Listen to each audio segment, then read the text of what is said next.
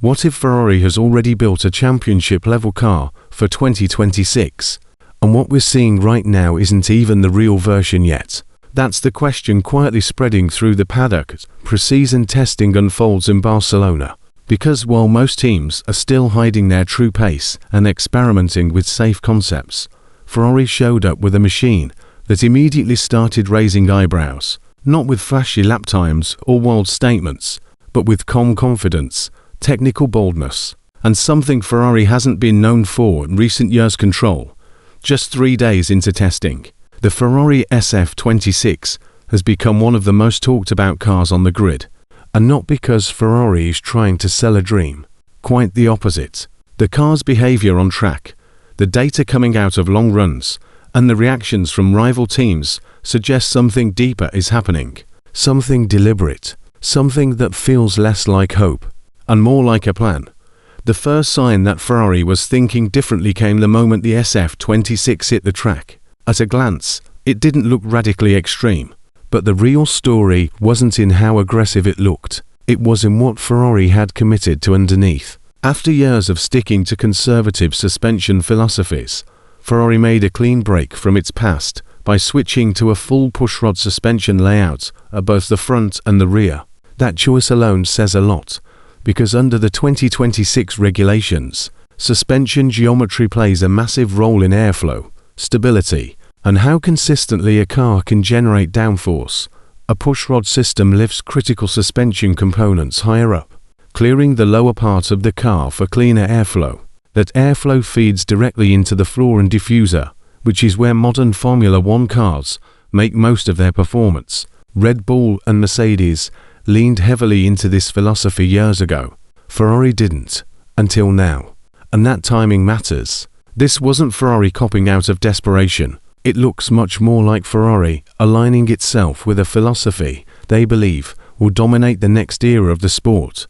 But suspension was only the first quiet statement. The side pod design is where the SF26 starts to feel genuinely intentional. Ferrari introduced a wide side pod layout with a distinct P-shaped inlet, something that immediately stood out among the field. While other teams chased ultra-narrow packaging, Ferrari went the opposite direction. The wider shape helps control the turbulent air coming off the front wheels, which is one of the hardest things to manage under the new aerodynamic rules. What makes this more interesting is what Ferrari said next. The version we're seeing in Barcelona is only the spec, not the final design, not the aggressive evolution, just the baseline. Ferrari has already confirmed that a more extreme side pod concept is coming later. In other words, this car hasn't even reached its intended form yet, and that alone changes how the early performance should be interpreted. Under the bodywork, though, is where Ferrari may have taken its biggest risk. The SF26 is powered by a brand new unit, internally known as the PU0676, and it features a steel cylinder head, something no other team has committed to. Most manufacturers favor lighter alloys to manage heat and weight. Ferrari went another direction entirely. Steel can tolerate higher temperatures and pressures, which allows the engine to be run harder and more aggressively. The clever part isn't just that it produces more power, it's that it actually needs less cooling. Less cooling means smaller openings on the car's bodywork. Smaller openings mean less drag, and less drag means higher straight-line speed without sacrificing stability. It's a chain reaction of benefits, all stemming from one unconventional decision, the kind of decision teams only make when they're confident in their engineering direction.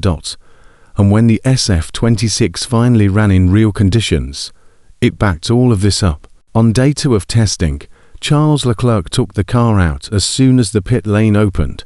What followed wasn't flashy, it was far more impressive. 64 laps, almost a full race distance, no mechanical issues, no hesitation, no visible struggle. The car looked stable, predictable, and easy to drive, words that haven't always been associated with Ferrari prototypes in recent years.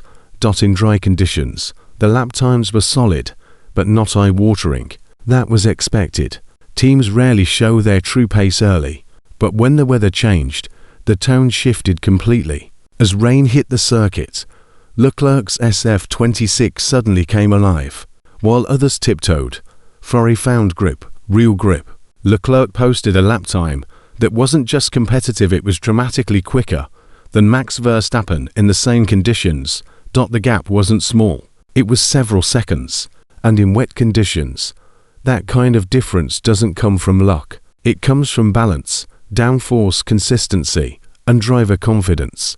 Wet performance is one of the purest indicators of a car's aerodynamic platform, because it exposes instability immediately. The SF26 didn't flinch, but Ferrari's story wasn't resting on Leclerc alone. Later that same day, another narrative quietly unfolded. Lewis Hamilton stepped into a Ferrari for a full proper run for the first time in his career. No fanfare, no drama, just work. Driving in wet conditions, Hamilton completed 45 laps without issue. No spins, no complaints, no visible discomfort. What made that especially notable was the context. Hamilton is working with a new race engineer. Ferrari chose to reshuffle responsibilities following communication struggles last season. For a driver of Hamilton's caliber, early comfort matters, and by all accounts, the SF26 gave him exactly that. Stability, predictability, a platform he could lean into without fighting. Then came the most surprising element of Ferrari's testing so far: reliability. 4 years. This was Ferrari's soft underbelly. Promising cars undone by mechanical gremlins, strategy nightmares, lost opportunities. In Barcelona, none of that appeared. Over 100 combined laps, 0 red flags caused by Ferrari, no visible failures, no panicked garage moments. That reliability didn't go unnoticed. Rival teams started talking, quietly, respectfully. George Russell openly mentioned how impressed he was with the mileage logged by Ferrari-powered cars. Haas, running Ferrari engines, completed more laps than any other team on day one. That kind of feedback matters because it comes without hype. It comes from observation. There's another detail that's flown under the radar, but might be one of the biggest indicators of Ferrari's intent. Weight. Ferrari has confirmed that the SF26 is currently just around 2 kilograms over the minimum limit. That's extremely close this early in development. Most teams expect to start the season several kilos overweight and slowly trim mass as the year progresses. Ferrari is already nearly there, and every kilogram saved is worth roughly 0.03 of a second per lap over a race distance. That adds up fast. Aerodynamically, the car continues to reveal small but telling choices. The front wing features outward position pillars designed to funnel more air beneath the chassis. The nose is sculpted low to cleanly channel airflow into the underfloor. At the rear, Ferrari is running a triple-element wing integrated into the new active aerodynamic system, which opens on the straights to reduce drag and closes in corners for maximum grip. During testing, the system functioned exactly as intended, with the wing clearly opening down the main straight. That's not just a technical success. It's another box checked during a phase when teams are simply hoping systems work at all. The diffuser features an opening commonly referred to as a mouse hole, designed to energize airflow and prevent separation.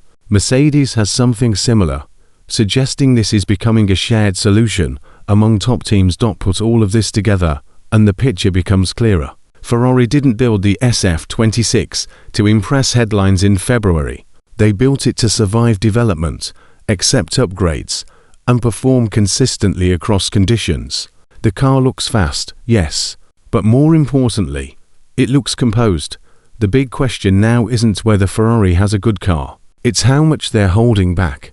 With an upgraded aero package already planned, a refined sidepod concept still to come, and a power unit that appears both strong and reliable, the SF26 feels like a foundation rather than a finished product. For the Tifosi, this hits differently. After years of frustration, near misses, and reset seasons, there's finally a sense that Ferrari isn't chasing anymore. They're building, deliberately, calmly, confidently. And if what we're seeing in Barcelona is just the opening chapter, the rest of the 2026 season could look very different from what anyone expected.